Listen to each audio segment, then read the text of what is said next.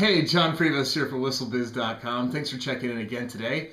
Today is part 14 of the pod series, Passion, Ownership, and Dedication series. Yesterday we started exploring colocation. What does colocation look like? And why is it so important? We talked about basically on the level 3 how it gets individuals executing more efficiently and more passionately with the business in the products. So very exciting. Hopefully put down a good case for colocation yesterday.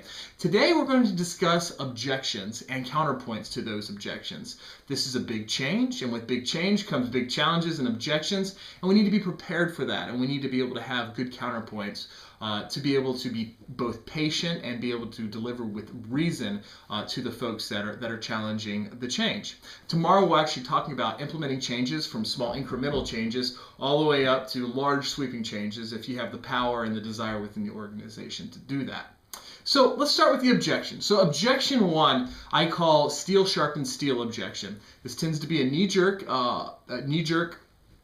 objection, and it tends to come from hiring managers or management in general, where they say, listen, we need all of our designers to sit together because each designer needs to be able to talk to each other about how they do this or how they do that, or is this important to them, or how does this look. So they need constant feedback within their discipline. So do the engineers, so do the database guys. How can the database guys do this or this or this? They have to always be talking to each other about how they're performing this or this.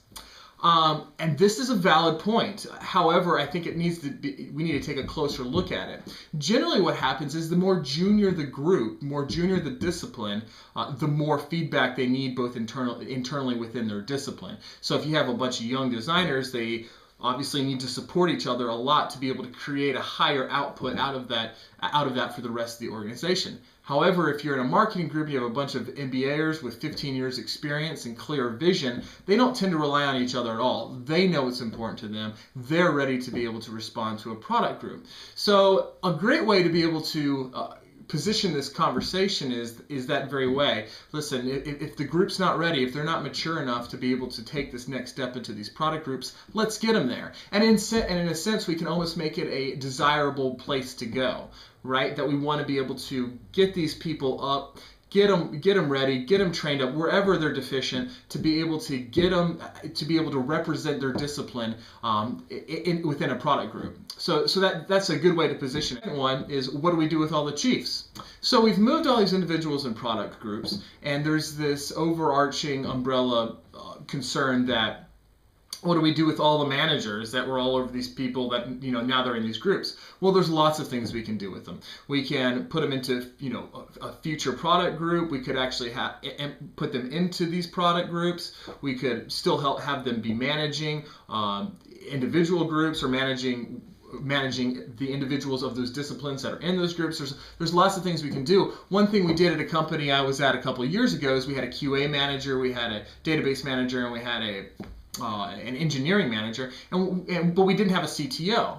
So we took this as an opportunity to be able to fill a spot that we didn't have. So we created an architecture group. We took those 3 guys, and instead of putting them in the groups, which may have felt like a demotion, we put them into a future architect group, or a CTO role, where they could go out and discover new technologies and where we need to be heading instead of just a year from now, really like 2, 3, 4 years from now.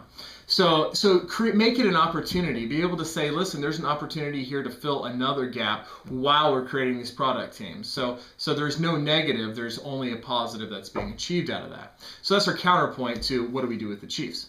So finally, the objection 3 is not enough people, where somebody just says,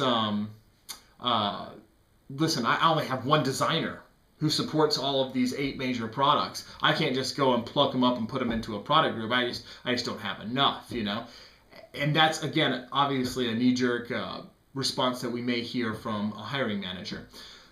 My first response to that would be like, what? You only have one person that works on all these vital products?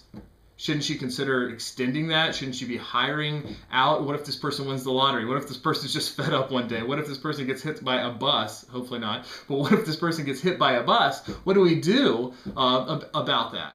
So that's it for today. Tomorrow, again, we'll talk about the practical steps of implementing colocation. Hope you have a wonderful day. Thanks for tuning in. Bye.